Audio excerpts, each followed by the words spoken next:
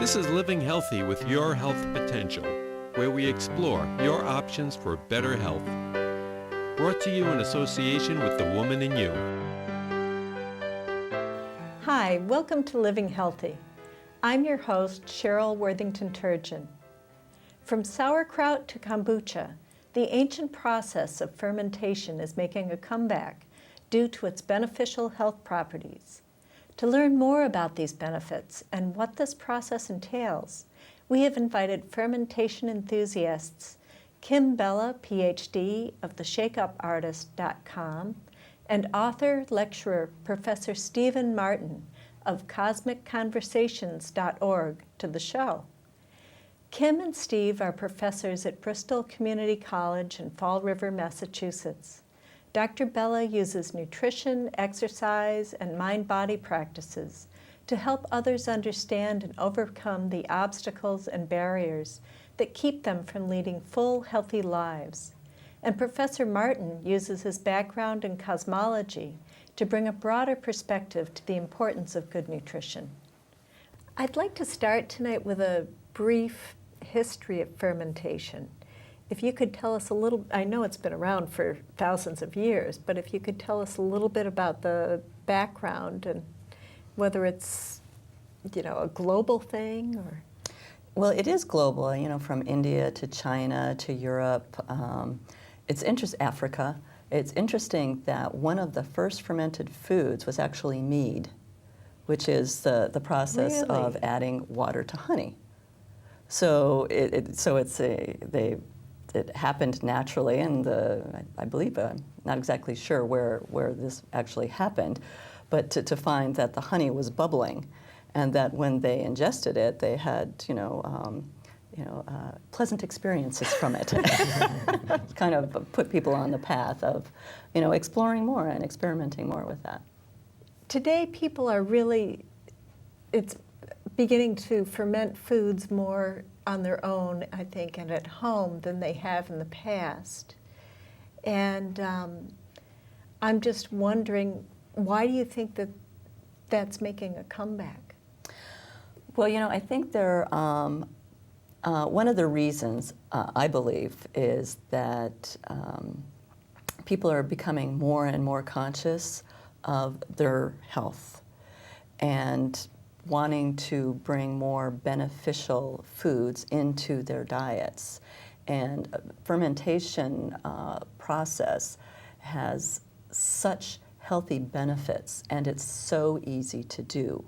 And you don't need special equipment for it necessarily. I mean, you can have special equipment, but you don't need special equipment, Basically, you need the food, water, salt, and something to put it in. So it's something very easy. And then when you think about, the food sources that we have now and how sometimes they're getting compromised, the soil, and go into a whole big thing about that. But, right. I think people are wanting to take more charge of what they're, putting into their bodies and how they are interacting with their food sources. And so that having more control over what that food source is, I think makes a big difference. And what are some of the benefits of fermentation? Steve, could you? Sure. So fermentation has a lot of benefits. Traditionally, it's been used to preserve food, so it extends the shelf lives of foods. It also adds taste and texture. It increases the nutrient value of foods. And it tastes good, right? So I think people are making those choices for a number of reasons. But the ability to actually make foods in your own kitchen that are healthy and beneficial for you is a powerful argument in favor of fermented foods. It is. Right, and one thing that I would add to that is one of the things with fermented foods is that in the fermenting process, the foods actually get pre-digested through the breakdown, the microbial breakdowns and the particular process, the enzymes and the microorganisms, basically changing the composition of the foods. So it's pre-digested, and so when we ingest that, it's more easily digested in our systems. So that means that someone with a compromised digestive system, for example, is going to better absorb those nutrients. Right, right. Yeah, and then you get, added nutrients through the fermented process as well.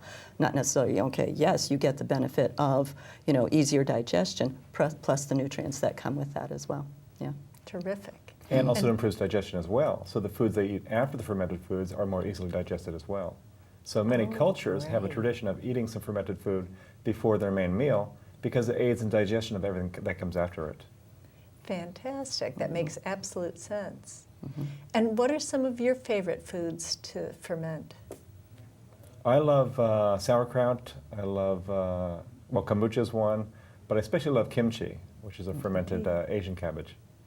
And is it because of the ease of it, or taste, or all of the above? Well, it's very easy. The ingredients are readily accessible. It tastes great. You can have it with any number of other foods. And it gives me power of what I'm eating. Mm-hmm. And what would you say is probably the easiest food to ferment if someone were just starting out? Starting out, I would recommend making pickles. You can make brine pickles the way our grandparents did very easily with just a brine solution and your favorite cucumber. Immerse them for a couple days in a sealed jar, and in 2 or 3 days you'll have delicious pickles. And then a brine solution is very easy to make because it's just water and salt. And not iodized salt, but typically like sea salt or something like that. Mm-hmm. It's the best. And Salt to use. any guidance as far as how long you would leave those pickles in the brine? Well, the nice thing is it's to taste, so you can't go wrong with this process. So try it for 2 or 3 days, try a pickle. If you don't like it, leave it in there longer. Great. It's very fail-safe, it's very safe, and very easy to do. Mm-hmm. Oh, of course, we're starting with cucumbers, correct? Yes. Yeah. Just in case somebody... Well, and my know that. favorite is actually sauerkraut because for years I would not eat sauerkraut because I had it from the store and it's just this white sort of lifeless looking stuff in the jar. Right. And it's like, it's okay, but it's like, it's nothing, exciting about it. And then when we started doing, the fermenting and doing, making our own sauerkraut, it's like, this stuff is delicious. It tastes so fresh. It feels so good to eat. And then I feel good after I eat it too.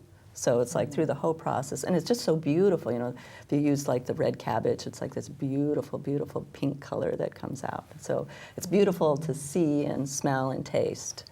And then just thinking about the nutrients at the same time. Yeah, I'm sure that it Yeah. really is. Yeah. And, some people are very concerned about fermenting foods. Are there any downsides to the process? Is there anything people should be aware of?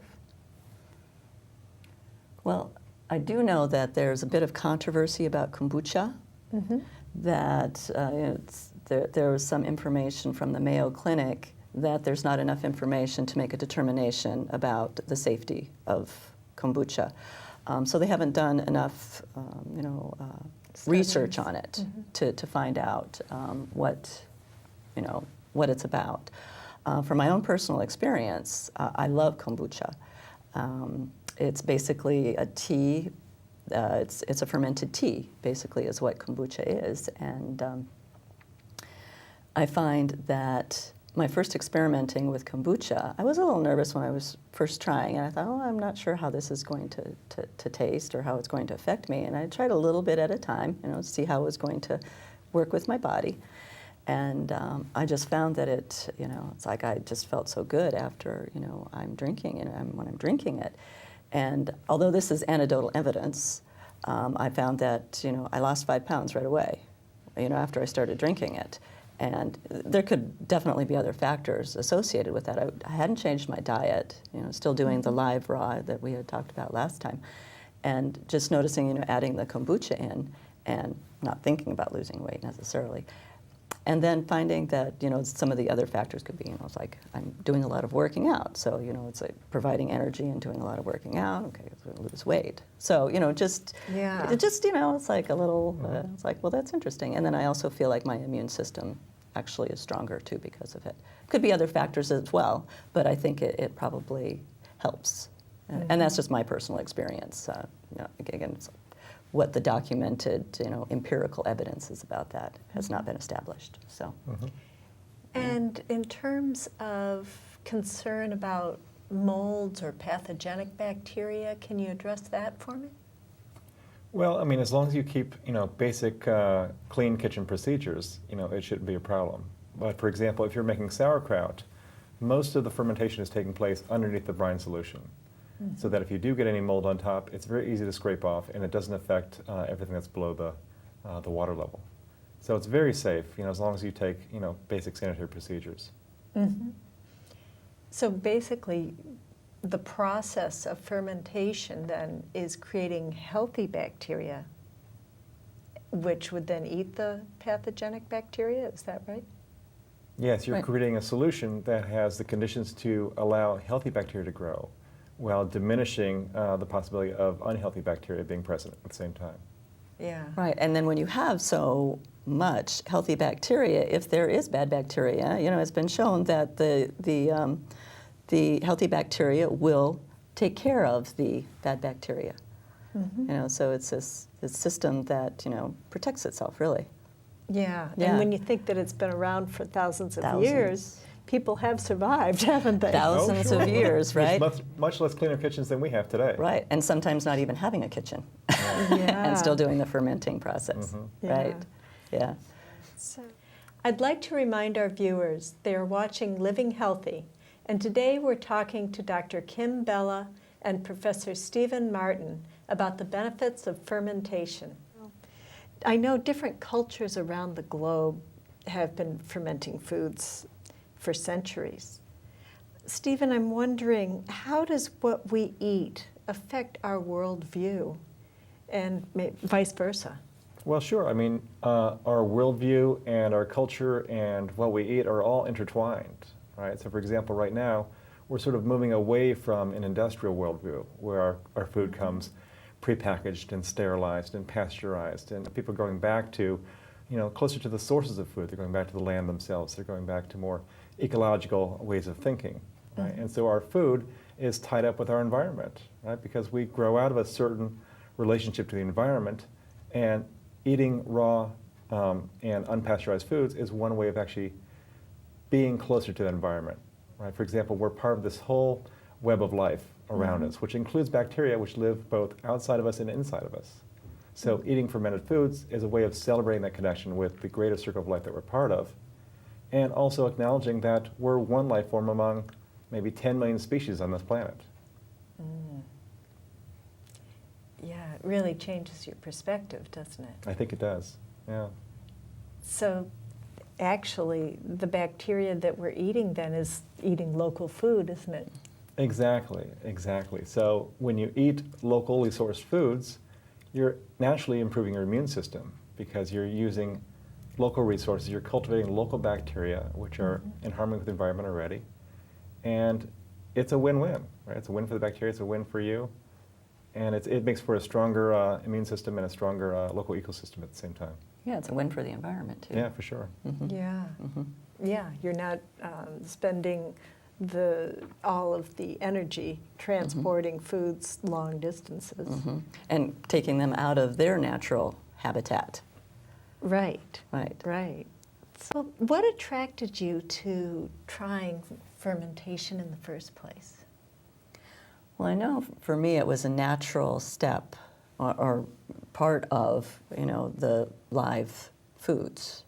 Eating a live food diet, and it's like, can you get more alive than this? The fermentation process, right? Where it's like, here are these, this environment where life is happening and bubbling away, and it's like, it's a way to be with the food in such a, I guess I would say, in such an intimate connection, having life meet life. I guess me meeting my food in this very dynamic way. So it just felt like a natural extension towards the fermented foods because of that, for me anyway. Oh, sure. And for me, I just like trying new things. So it was an adventure of just trying something new in the kitchen, something that I hadn't tried before, and something I didn't know I could do. I didn't know it was that easy to actually make fermented foods. I always thought it was something difficult, something I'd have to, research or be an expert on. And then I realized, well, it's just a matter of putting pickles in a jar with some salt and water, and having pickles a few days later. Very easy. Yeah. And the experimenting is just so much fun. One big fermenting enthusiast is Sandor Katz.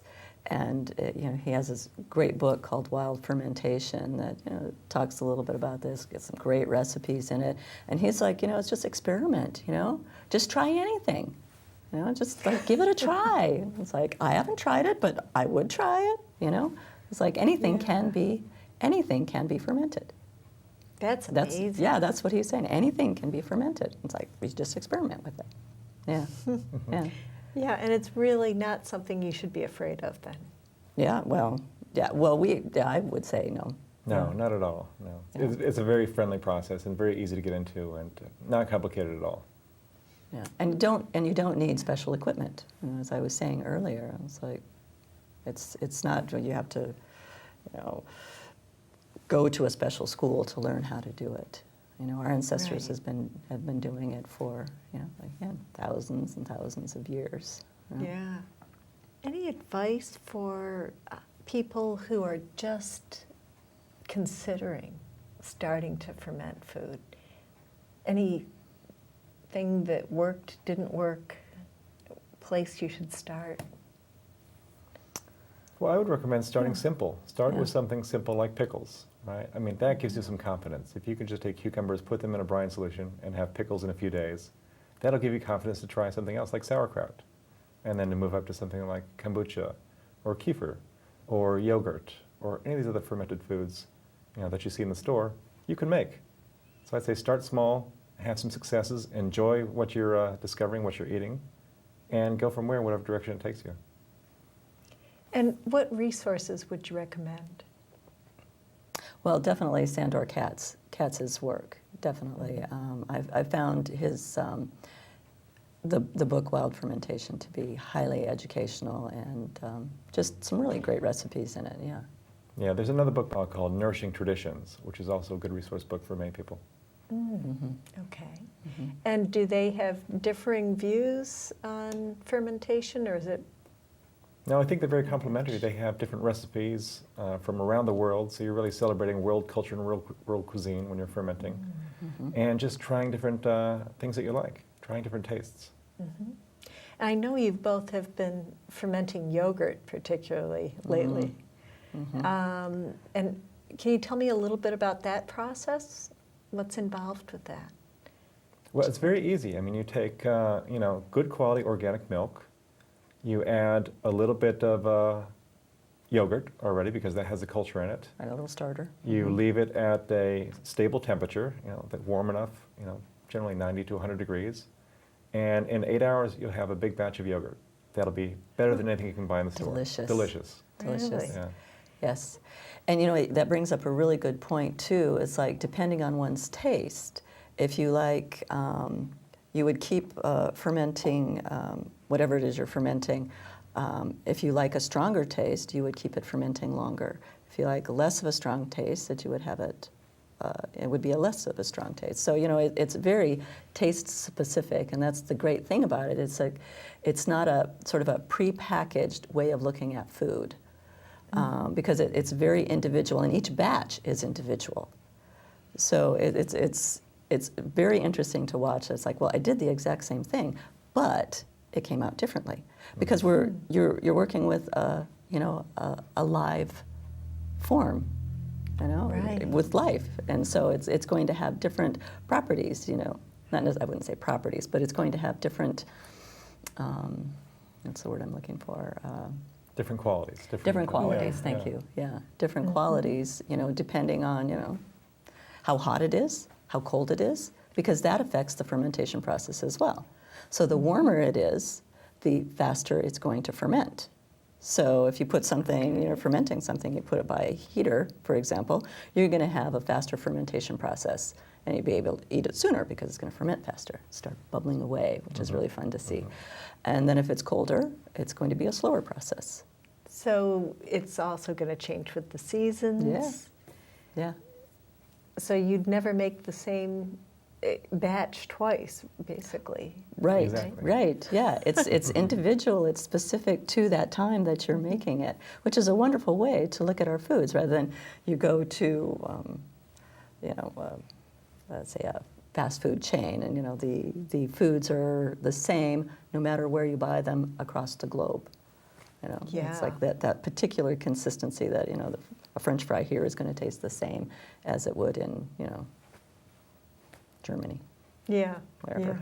Yeah. Yeah. So just have this uniqueness of the food, and And they work it's very fun. hard to standardize their food across the culture so that it's consistent. Right? And what we work towards is to individualize, to make it special, to make it unique for us. So it represents the food that comes out of our community, out of our land, and out of the process that we made it. Two people make, sauerkraut entirely differently, according to their tastes. And because you have control over each step of the process, you can cultivate it to your own taste likes and dislikes. Right. Say, for example, you're on a low-sodium diet.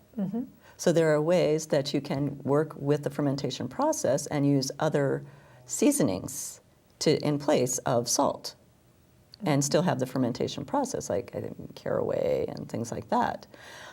Or you can adjust the amount of salt that you put in. So less salt, you'll have a different flavor than you would with more salt. Well, So- and just a point about that is some people are concerned about the sodium if you're fermenting things in brine. It turns out that the sodium isn't absorbed that much by food. And so it actually doesn't increase your sodium intake.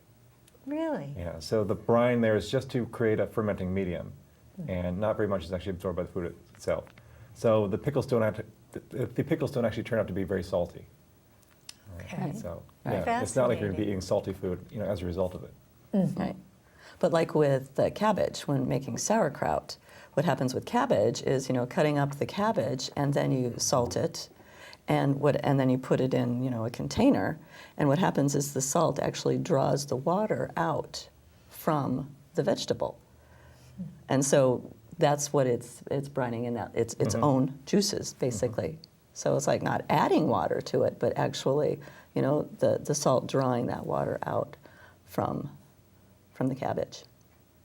Yeah. What a process, huh? Yeah, and here's another great thing about this too, is when you're talking about the benefits. So thinking about sauerkraut, how wonderful sauerkraut is, it has anti-carcinogenic properties to it. So it's even more beneficial than you would think. Right, yeah, and I think that they have done, I can't pick a specific research study that was done off the top of my head, but there has been research on this particular aspect of, and I don't think it's actually just cabbage. I think it's like the cabbage family. Okay. Yeah, so, Wonderful. yeah. But I read a research study recently that said that the top foods that you could eat would be, kimchi, sauerkraut, and yogurt. So it's interesting that fermented foods are at the top of the list of the healthiest foods that you can eat, for a number of reasons, right? Fantastic. For their cancer-fighting abilities, and for the nutritional value, and for all the other beneficial bacteria that they provide. Right, the digestive Yeah. probably Well, capacity. when you think about the industrial age and the abundance of antibiotics in our food source, Yeah. and what that has done to generation upon generation in basically killing off the good bacteria, this is reversing that process, isn't it? Very much so. Yeah. Yeah. And Yeah. replenishing healthy bacteria that, as you said, it will affect the immune system. Yeah, that are actually essential to the functioning of our immune system. We actually need these bacteria inside of us to actually have a healthy immune system and a healthy digestive system. So as long as we're taking care of them, they take care of us. And one way of taking care of them is giving them good, good quality fermented foods. Makes so much sense. Yeah, and it tastes good too. That's the thing. It Yeah. just tastes wonderful. Yeah. Yeah. Yeah. Much better than, say, what you would buy in the store, isn't it? Oh yeah. Yeah, just like with the whole sauerkraut thing. I was like, I wouldn't want to buy it from the store. And then the pasteurized, and it's like where are the nutrients there? And then to have it fresh and just so delicious. Yeah. Actually, the pasteurization process does harm the healthy bacteria, doesn't it? That's my understanding, because it would kill them. The high heats would definitely have an effect on on life. Yeah. Yeah. I mean, it kills the beneficial and the harmful bacteria equally. Yeah. Right? And Yeah. so you're ending up with basically eating dead food as a result. Yeah. Yeah. Yeah. So is there any final advice or any comments you have on fermentation for people that are just starting out? I'd say take the leap. You won't regret it. You'll feel better. You'll look better. You have more energy. And you're doing something good for yourselves, your family, and the planet. Excellent. And I'd say it's just a lot of fun. Yeah. It really is, because you just don't know. There was like the real surprise factor to it. So you've got something, bubbling away in the kitchen for, a couple weeks. It's like, you don't know what it's going to taste like. And, that first taste, it's like, How fun. It's much more exciting, isn't it? It's very exciting, actually, because it really is. There's a bit of a mystery in the sense of, it's like, is it going to be really strong tasting? Is it going to, be really tender? Is it going to, so it's like, what's actually, is it going to taste like? It's really fun, yeah, I'd say.